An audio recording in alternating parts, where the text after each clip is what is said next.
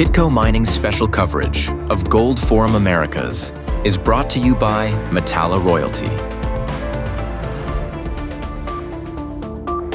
When will the gold juniors get some love? I am Paul Harris of Kitco Mining at the 2024 Gold Forum Americas in Colorado Springs.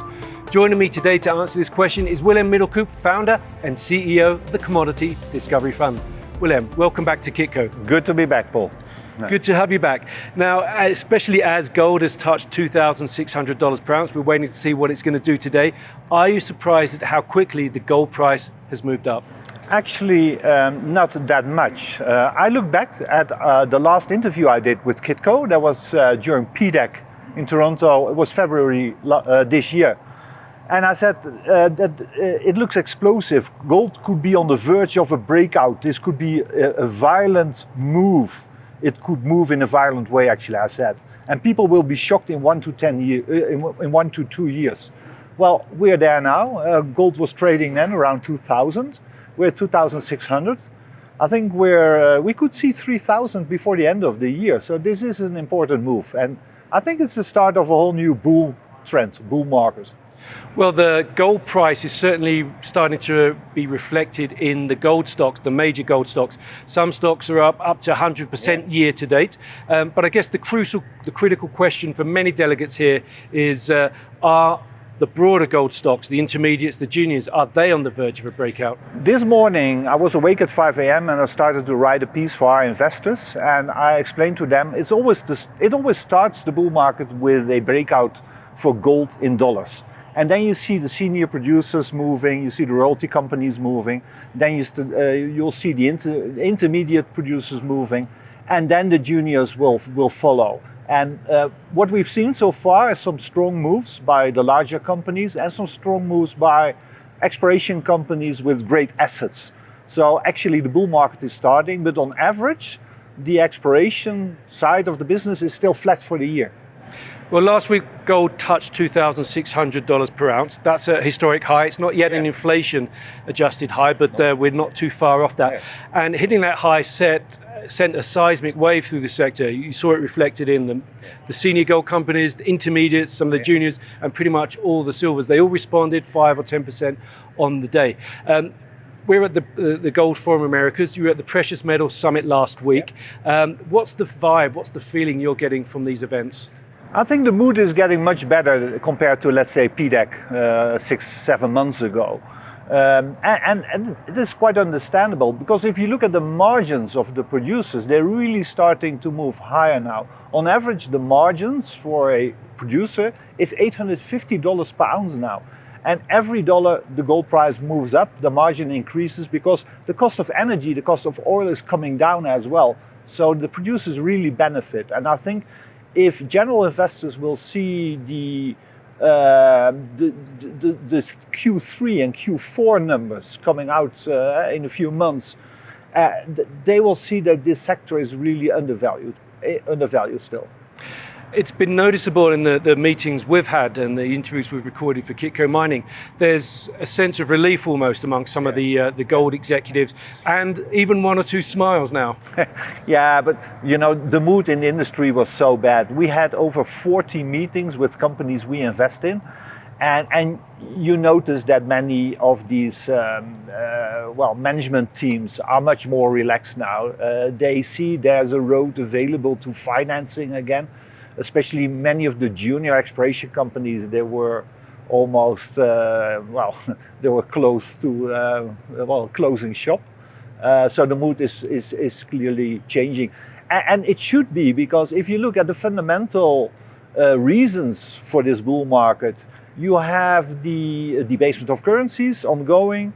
You have shortages building. There hasn't been enough new discoveries, and there's the very large geopolitical tension between the West and the rest of the world, and that's why we see many people fleeing towards gold, even central banks. And I think the last is the most important reason for this rise in the gold price. Okay, now the Commodity Discovery Fund focuses on juniors. Yeah. You said you had 40 meetings. Anything? What has caught your eye? What has surprised? What has perhaps disappointed? Well, what's disappointing that we still see a lack of new discoveries. We focus on tier 1, tier 2 discoveries worldwide. We've seen a few, especially coming from Australia in the last few years.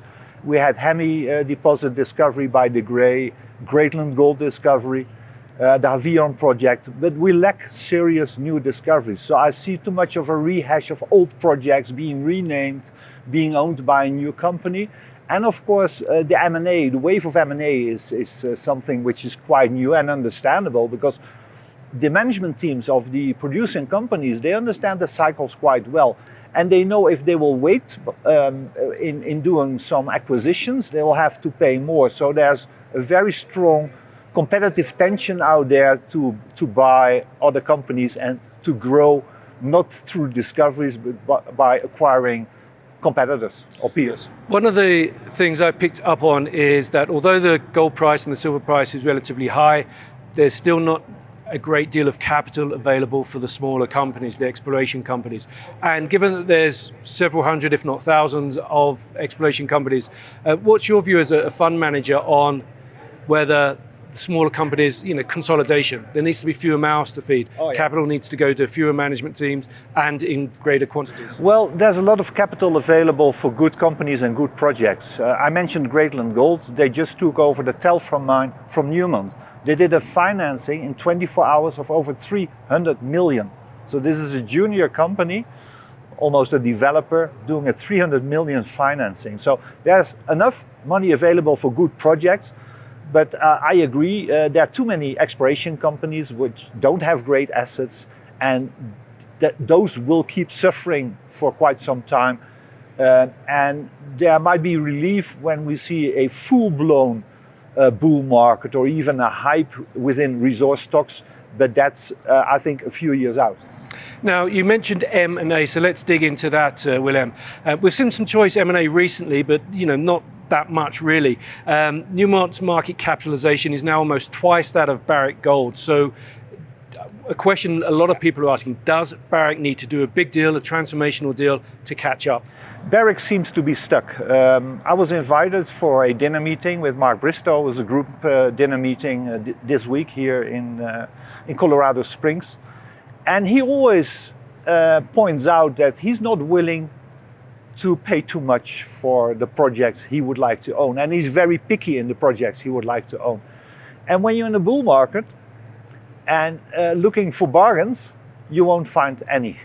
So I'm afraid Barrick will be stuck for a while. They say they want to do an acquisition, preferably in the North Americas.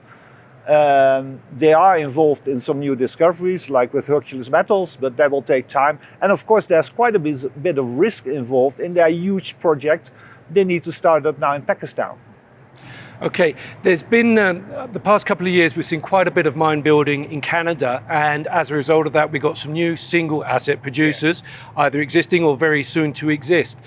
So that part of the market has increased in number. A lot of people think there's a need for consolidation there. Again, fewer names, stronger companies, multi-assets, shedding that single asset risk. What's your view there? Well, we've seen again some disasters with single asset producers. Victoria Gold comes to mind. And so investors like ourselves don't like to invest in single assets producers. So we prefer to buy the ETF. You buy a basket of producers. And if you're in a bear market, the whole basket will grow in value. So I think the single asset producers, they feel the need to merge with other companies to grow their asset base. I want to sort of pick you up on that, because I understand the thesis of investing in a basket and spreading risk. Isn't that what CD Fund does? It creates a basket for people to invest in and get exposure and spread risk. It's true. In ourselves, we are a basket. I always tell our prospects and participants, don't try this at home, because people love to buy companies themselves, but often you choose the wrong ones. So we have a basket of 70, 80 companies, and actually the top 40 of our holdings is 75% of our fund. But we also pivoted the strategy a bit. Let's say half of our fund is invested in explorers and developers, and the other half is invested through the ETFs. and that helps us to broaden our portfolio, and also be less volatile, because in this space, if the trend turns down, the explorers tend to go down 70 or 80%, and we don't want to have that risk. It's not acceptable for us to have that risk anymore. So that's why we put quite a lot of our money in ETFs now, which are also in different spaces in the resource sector. Now, as you say, the fund tends to invest in the earlier stage companies, and they haven't really yet responded to the increase in the gold price. How's your fund doing so far year to date? And again, I suppose this is a very relevant question for you. When do you expect or anticipate that the smaller companies will start seeing share price increase? Fortunately, we have been doing this for 15 years, so we have some experience. After the Lehman crash, we saw the major producers recover first, and then the smaller companies. We saw the same happening in 2016 at the bottom of the commodity markets. We saw the same happening after the COVID crash in 2020. So we expect the juniors really to rise in the next few quarters. We're all around flat for the year now. Producers are up around 20-30%, but many of the juniors are still down 20-30-40% for the year. So on the positive side, we still see some good inflows of money. Net inflow of money this year is 10 million for our fund, and we're a 100 million euro fund. This is bringing our conversation back to M&A, because as the gold price increases, as costs come down, you mentioned the fuel prices there, producer margins are going to expand, and they're exploding, actually. Having, the third quarter, the fourth quarter are probably going to be very, very good. It's going to give them a lot of cash to do stuff with. It's a capital allocation strategy. And also they're going to, I guess you can have a share price arbitrage, because their prices are going to increase. As you say, the juniors aren't. So it seemed to be a very, very good time for them to be doing deals with smaller companies, loading their pipelines with the projects that they like. They can use their paper. Now their share price is going up. They can use their paper to do acquisitions. Juniors will love to own Newman shares or whatever kind of shares. So I think you'll see the trickle-down effect in the industry. And the margins have been going up by over 60% this year. So that's really, I think that's the most important story in our business right now. Okay, if you could wave the CD fund magic wand, what is one M&A deal that you'd really like to see happen? Well, we have very high hopes. We had two of our largest positions. One was Barrick Gold. They did a wonderful deal with Newman, buying the Telfer mine. I just explained that. The other one is Hercules Silver. It's renamed Hercules Metals. They've proven that there is copper to be found in Idaho. They found a porphyry deposit, probably a copper porphyry district, and the majors are all over this. Barrick came in within a month and took a 50% stake. They're drilling now. They had some problems starting up the drilling. So we expect they will be able to prove within the next 12 to 24 months that there is a new copper district in Idaho, and then the valuations could go up massively, and they could be taken out by Barrick maybe sooner than people expect. Okay. Now, one other thing that happens when M&A happens is suddenly management teams are released, and often good management teams. With some of the recent transactions announced, management teams from Filo, Cisco Mining, Centamin, all very proven, very experienced, very successful management teams are going to be released, and presumably some of those are going to be looking for new assets, new companies. Do you anticipate an exciting time from that point of view, the creation of new companies? Yeah, Frank Justra, we're involved with the play. Frank Justra is starting to build a new silver company, exploring in the Americas. We're involved with that. So it's nice to see some of these mining billionaires. Ross Beatty was here on the show. Although they made a lot of money in mining, they still like to continue working on building new companies. What's important is not only the management teams are available now, but there's also a lot of cash available. Because don't forget, the Filo deal and the Reunion deal freed up maybe 6, 7 billion of capital. And that's looking for new ways to invest and to bring returns. So this is all very positive at the start of this new bull market. Well, you mentioned Frank Juicer. We had the pleasure of interviewing him last week at the Precious Metals Summit. Our viewers can see that on our Kitco Mining channel, so hit the subscribe button there. Now, how do you think the rest of the year is going to play out in the gold space? After a rise like this, people are always afraid, especially in our industry, that it all will come tumbling down again.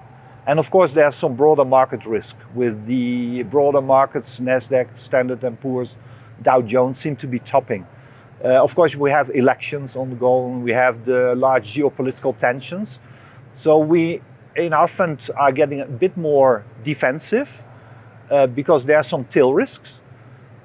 But all the risks explained might bring more money to the precious metals. So I think the precious metals bull market will continue. And silver is looking very explosive. Silver often has a delay when a new bull market starts. And when silver crosses $31, $32, we're very close. Don't be surprised to see a very quick run towards $40. And we are overweight silver positions. Well, it sounds like there's some exciting times to come, Willem. Oh yeah, I'm very happy where we are now. Excellent. Well, Willem Middelkoop, thank you very much for joining us today. Great. And we have a lot more to come from the Gold Forum Americas, so don't forget to hit that subscribe button. I'm Paul Harris, and this is Kitco Mining. Kitco Mining's special coverage of Gold Forum Americas is brought to you by Metalla Royalty.